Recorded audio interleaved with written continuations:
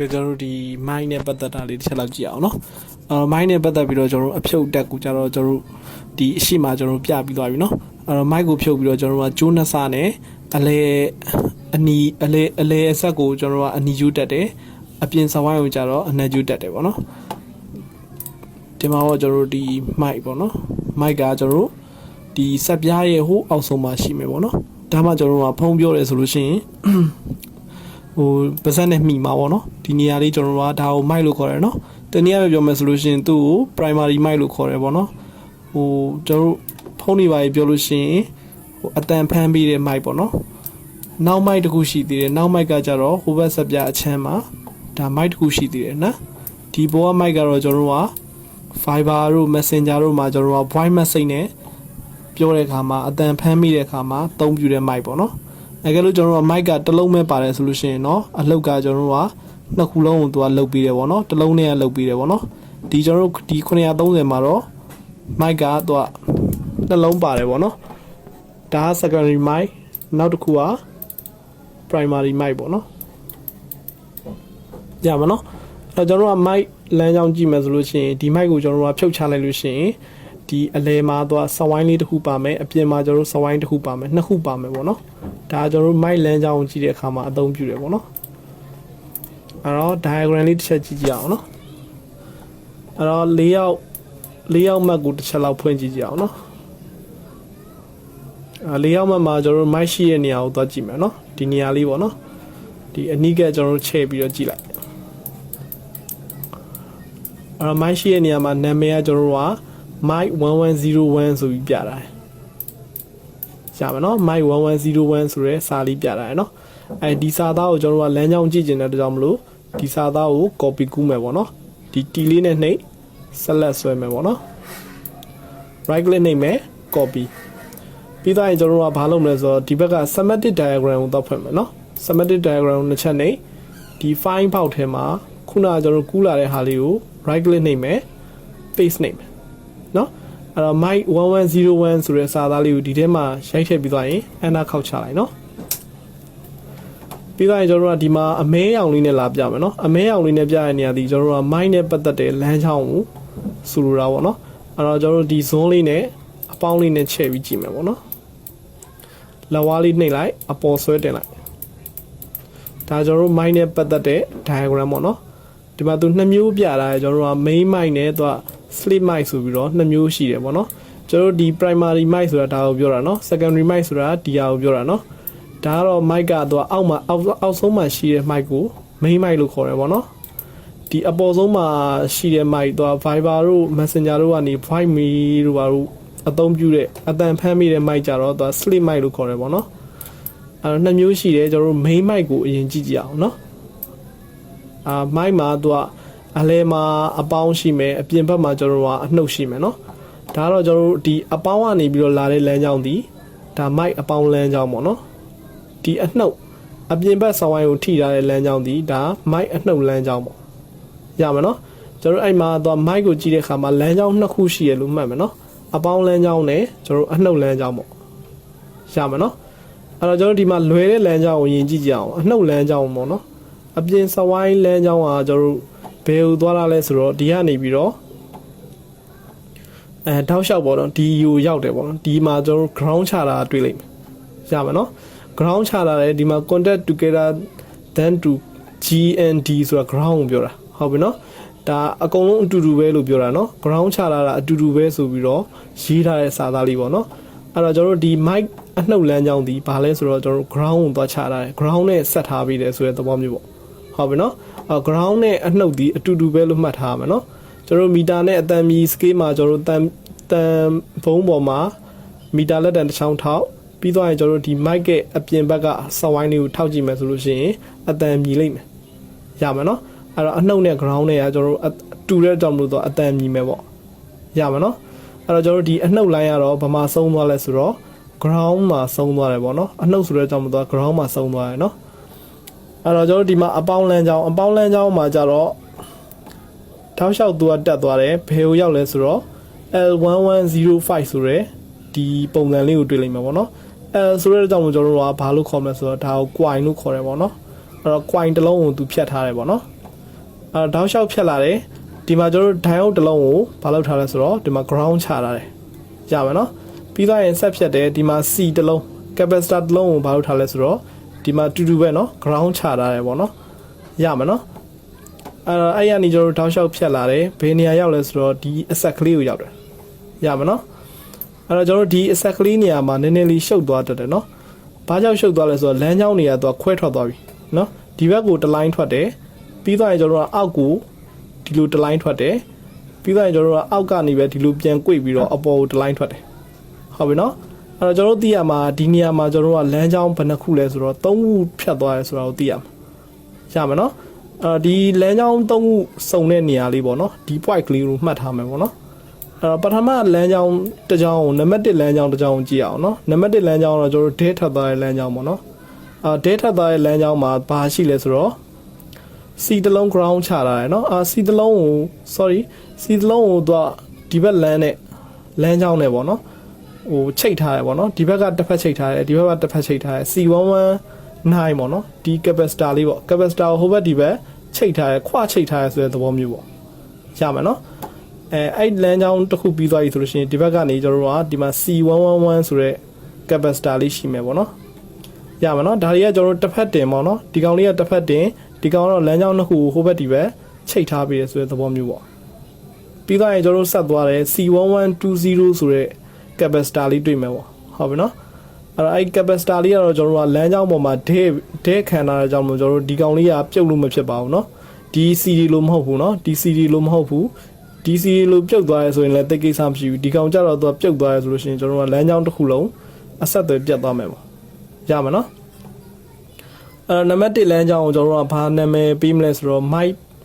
MICP0 ဆိုပြီးတော့နာမည်ပေးတယ်ပေါ့ဒါနံပါတ်1လမ်းကြောင်းပေါ့เนาะအဲ့တော့ MIP0 ဆိုတာ MIP ဆိုတာသူက positive ပေါ့เนาะ positive ဆိုတဲ့အကြောင်းမလို့သူကအပေါင်းလမ်းကြောင်းလို့သတ်မှတ်မယ်ပေါ့ရမယ်เนาะဒီဘက်ကနေတောက်လျှောက်ကျွန်တော်တို့ဖြတ်ချလာတယ်ဒါကြီးကကျွန်တော်တို့က mic အပေါင်းလမ်းကြောင်းလို့မှတ်မယ်ပေါ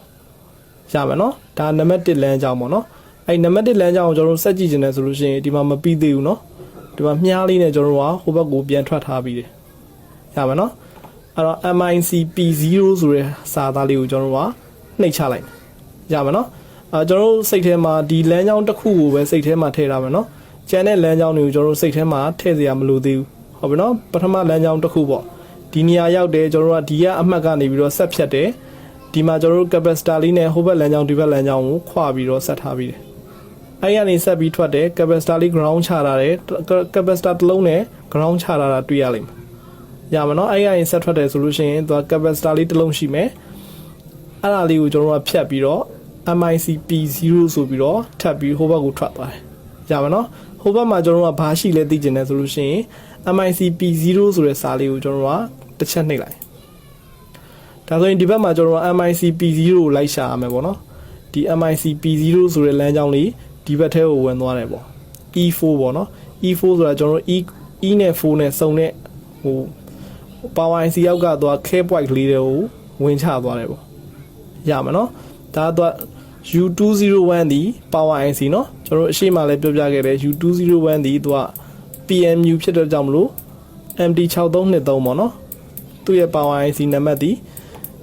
MD6323 ဖြစ်တယ်เนาะ U201 နဲ့ကိုဝင်ချသွားတယ်ဟုတ်ပြီเนาะmic MICP0 ကကျွန်တော်တို့ဒီ U201 နဲ့ကိုဝင်ချသွားတယ်ကျွန်တော်တို့ဒါပြန်ကြည့်ကျင်တယ်ဆိုလို့ရှိရင်ဒီကောင်လေးကိုပြန်နှိပ်ချလိုက်ဒါဆိုရင်ကျွန်တော်တို့က MICP0 နေရာကိုပြန်ရောက်လာမှာရမယ်နော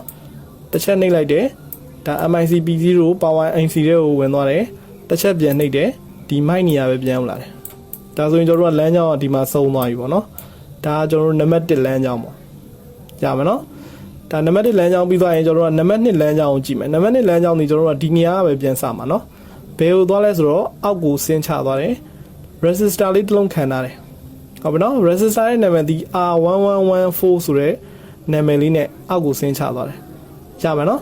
အဲ့တော့သူထွက်တဲ့လမ်းကြောင်းဒီဘက်ကိုပဲပြန်ထွက်တာနော်ဒီအပေါ်ကိုတက်သွားတဲ့လမ်းကြောင်းကိုကြည့်စရာမလိုသေးဘူးနော်အဲ့နံပါတ်1လမ်းကြောင်းကျွန်တော်တို့ကဒီဘက်ကိုထွက်သွားတဲ့လမ်းကြောင်းပဲကြည့်မှာဆိုတော့ကြောင့်မလို့တောက်လျှောက်ကျွန်တော်တို့ကဆက်သွားကြည့်တယ်ဒီနေရာမှာကျွန်တော်တို့အမဲဆက်ကလေးနဲ့ဟုတ်ပြီနော် အမဲဆက်ကလေးကတော့ C119 ရဲ့တစ်ဖက်ကိုလည်းဒီမှာချိတ်ထားရဆိုတော့ကြောင့်မလို့ဒီလမ်းကြောင်းဒီဟိုဘက်ဒီဘက်ကျွန်တော်တို့ချိတ်ထားတဲ့ capacitor လေးနဲ့သက်ဆိုင်နေဆိုတဲ့သဘောမျိုးရမှာနော်ဒီအမဲဆက်လေးဒီရောက်က capacitor နဲ့လည်းဆိုင်တယ်ဟုတ်ပြီနော်ဒီ capacitor လေးတစ်လုံးကိုကျွန်တော်တို့က ground ချထားရဲဆိုပြီးတော့မှတ်ထားရမှာနော်ဒီကောင်လေးကျွန်တော်တို့ကအရေးတော့မကြည့်ဘူးနော်ပြုတ်ထွက်သွားရဲဆိုလို့ရှိရင်လည်းလမ်းကြောင်းကိုသူကအနှောက်အယှက်မပေးဘူးရမှာနော်အဲ့တော့ဒီကရင်ထပ်ဖြတ်သွားတယ်ဒီမှာကျွန်တော်တို့ junction point ပေါ့ဒီ point ကကျွန်တော်တို့နဲ့မဆိုင်ဘူးနော်ဘာကြောင့်လဲဆိုတော့ဒီမှာအမဲဆက်မရှိတဲ့ကြောင့်မလို့ကျွန်တော်တို့ဆက်ပြီးတော့ကြည့်စရာမလိုဘူးဆိုတဲ့သဘောမျိုးဟုတ်ပြီနော်ဒီ capacitor ဒီလမ်းကြောင်းနံပါတ်1နဲ့ပဲဆိုင်တယ်တောက်လျှောက်ကျွန်တော်တို့ကဆက်သွားမယ် C1121 capacitor လေးထပ်တွေ့မှာဟုတ်ပြီနော်ဒီ capacitor လေးလည်းလမ်းကြောင်း1မှာလိုမျိုးပဲကျွန်တော်တို့ကဒီဟာလေးကပြုတ်လို့မရအောင်နော်ပြုတ်တယ်ဆိုရင်ကျွန်တော်တို့ကလမ်းကြောင်းပြတ်သွားမယ်ရမှာနော်ဘာကြောင့်လဲဆိုတော့ဒီ capacitor ဒီသူကဟိုဘက်နဲ့ဒီဘက်ကိုကျွန်တော်တို့ကဆက်ထားပြီးတော့ကြောင့်မလို့လမ်းကြောင်းမှာဒဲဆက်ထားတဲ့ capacitor ဖြစ်တော့ကြောင့်မလို့ကျွန်တော်တို့ကပြုတ်ထွက်လို့မရအောင်ရမှာနော်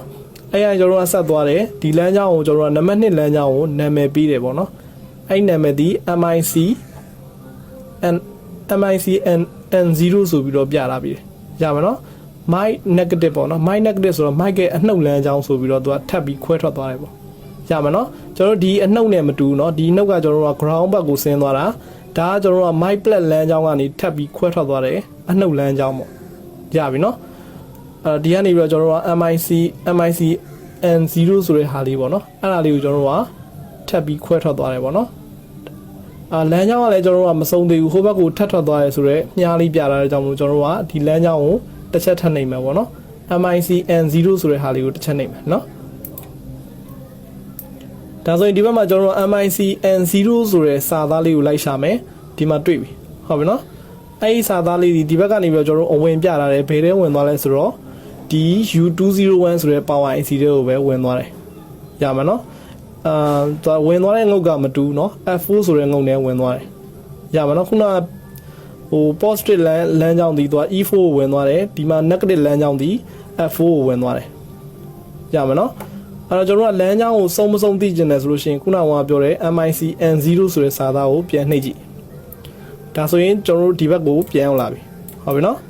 အဲ့တော့ MIC N0 ဆိုတဲ့ဟို mic ရဲ့ negative လမ်းကြောင်းဒီတောက်လျှောက်သူကဒီကနေဒီဟိုအပြင်ကိုဖြတ်သွားတယ်ပေါ့နော်ဒီ U201 ကိုဖြတ်သွားရဲဆိုတဲ့သဘောမျိုးရမယ်နော်ဒါကျွန်တော်တို့လမ်းကြောင်းနံပါတ်2ကိုပြတာပေါ့နော်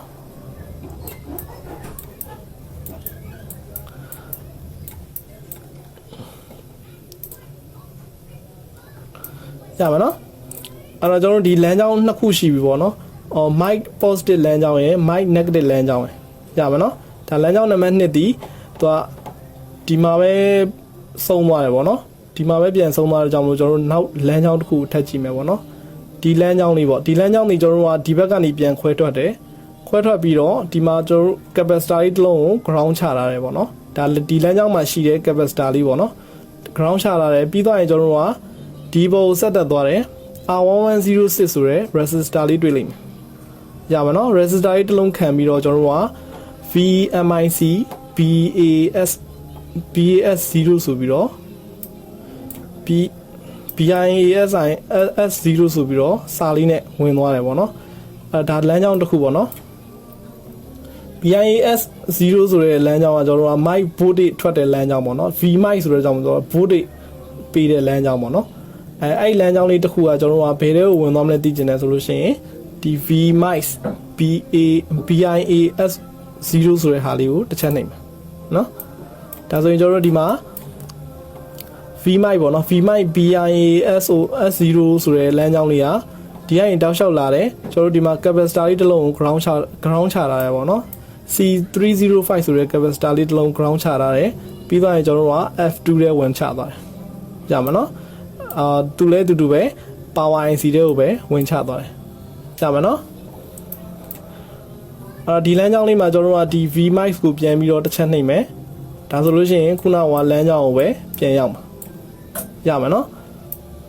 ဒါကျွန်တော်တို့ mic နဲ့ပတ်သက်တဲ့လမ်းကြောင်းပေါ့နော်လမ်းကြောင်း3ခုရှိရဆိုတာကိုသိရမှာနော်နံပါတ်1လမ်းကြောင်းဒီ mic positive ဟုတ်ပါနော်နံပါတ်2လမ်းကြောင်းဒီ mic negative နော်နံပါတ်3လမ်းကြောင်းဒီကျွန်တော်တို့က mic ကိုပို့ပေးတဲ့လမ်းကြောင်းV mic ပေါ့ရမှာနော်ဒါကျွန်တော်တို့ mic နဲ့ပတ်သက်ပြီးတော့ diagram လေးကြည့်တာပေါ့နော်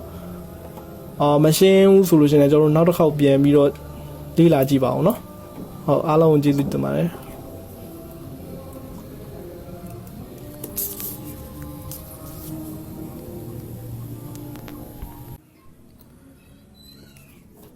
ကဲကျွန်တော်တို့ဒီ mind နဲ့ပတ်သက်တာလေးတစ်ချက်လောက်ကြည့်အောင်เนาะmind နဲ့ပတ်သက်ပြီးတော့ကျွန်တော်တို့အဖြုတ်တက်ကိုကျတော့ကျွန်တော်တို့ဒီအရှိမကျွန်တော်တို့ပြပြီးသွားပြီเนาะmind ကိုဖြုတ်ပြီးတော့ကျွန်တော်တို့ကကျိုးနှစ်စနဲ့အလဲအဆက်ကိုကျွန်တော်တို့ကအနီကျိုးတက်တယ်အပြင်စဝိုင်းကိုကျတော့အနက်ကျိုးတက်တယ်ပေါ့เนาะဒီမှာတော့ကျွန်တော်တို့ဒီ mind ပေါ့เนาะ